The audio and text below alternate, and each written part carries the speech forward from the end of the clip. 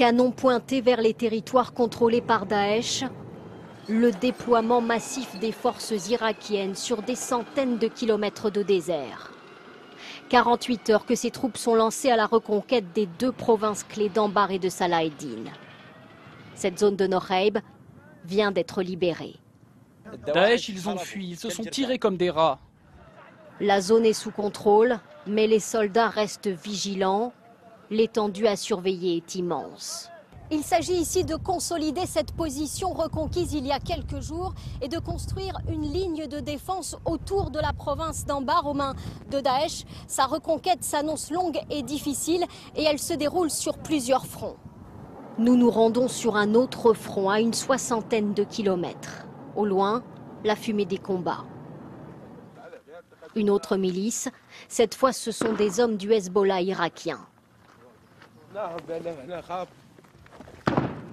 C'est nos hommes qui tirent, ils ont dû repérer un mouvement.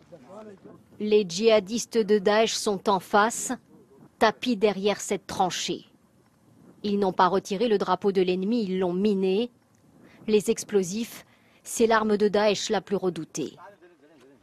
Vous voyez ce soldat? Il a perdu une jambe au combat et il est revenu sur le front. J'ai sauté sur une de leurs mines. Un mouvement inquiétant vient d'être repéré. Des hommes de Daesh se déplacent à 500 mètres derrière la ligne. Envoie de la 14-5 maintenant, vas-y! Ordre est donné de riposter à la mitrailleuse. Pour cette fois, les djihadistes ont reculé. Tout près de cette zone de combat, un village dévasté, Daesh l'occupait encore il y a un mois. Quelques paysans ont osé revenir vivre ici, cultivant leurs champs au son des bombardements. Daesh avance chaque jour un peu plus. Et ces bombardements, ça ne s'arrête jamais, même la nuit on ne dort pas. Et chez tous les villageois, la même peur de voir revenir les hommes en noir qui ont fait de leur vie un champ de bataille.